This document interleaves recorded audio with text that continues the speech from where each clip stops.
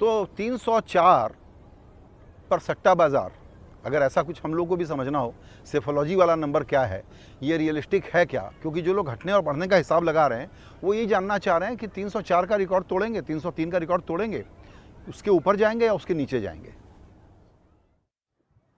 उससे नीचे जाना मुझे लगता है थोड़ा मुश्किल है। उसके आसपास रह सकता है, उससे थोड़ा ज़्यादा भी जा सकता है।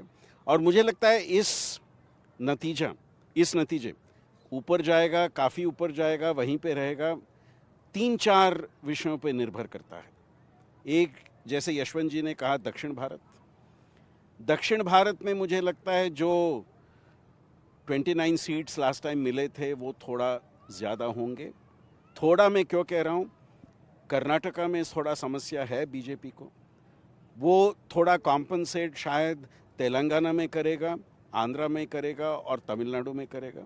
तो कॉम्पनसेट में कह रहा हूँ, जो कर्नाटका में घाटा शायद होगा उसको मेकअप करके और थोड़े ज़्यादा आ सकते हैं। ये काफ़ी डिपेंड करेगा वेस्ट बंगाल में क्या होगा, आज के नंबर्स के पास है या आज के नंबर से ज़्यादा है, ये वेस्ट बंगाल पे काफ़ी डिपेंड होगा और वहाँ कांटे की टक्कर दिखाई दे रही है। और जैसे यशवंत भाई ने कहा, महाराष्ट्र का बहुत ही बड़ा रोल है।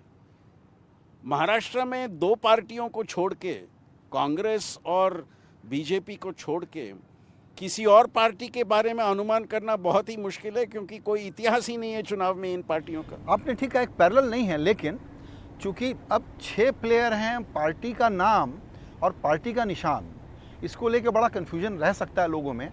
आपको लगता है कि जब इस प्रकार की तोड़फोड़ होती है तो 1-2% वोट का हेरा फेरी चुनाव चिन्ह की वजह से भी हो जाता है और उसका भी नुकसान हो सकता है? संजय जी, हो सकता है, बट मुझे लगता है इस देश का मतदार आज समझ गया है कि फ़र्क क्या है और कौन क्या है। ब्रांड रिकॉल प्रॉब्लम नहीं। मुझे तो लगता नहीं है इससे कोई बहुत ही बड़ा इम्पैक्ट हो सकता है।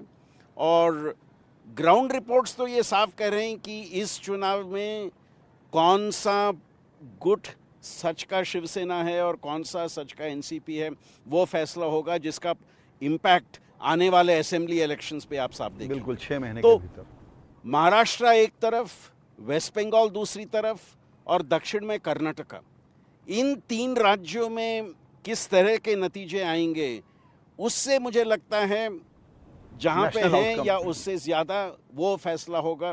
और इसके साथ मैं जोड़ूंगा बिहार और यूपी। मुझे लगता है इस चुनाव में 5 राज्य, उत्तर प्रदेश, बिहार, महाराष्ट्र, वेस्ट बंगाल और कर्नाटका, इन 5 राज्यों में जिस तरह से नतीजा जाएगा वो फैसला करेगा कि कांग्रेस की नंबर्स कहाँ रहेगी और एनडीए की नंबर्स कहाँ रहेगी।